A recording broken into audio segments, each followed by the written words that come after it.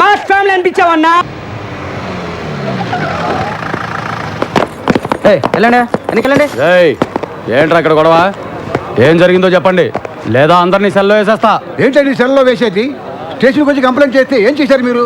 పిల్లలకి పాఠాలు చెప్పే దగ్గర రౌడీలు తాగి అల్లరి చేస్తున్నారని కంప్లైంట్ చేయడానికి స్టేషన్కి వస్తే టీచర్ని పెద్దవాళ్ళే అని కూడా చూడకుండా ఒక పోలీసు సిగరెట్ తెమ్మన్నాడు, ఇంకో ఆయన పాన్ తెమ్మన్నాడు.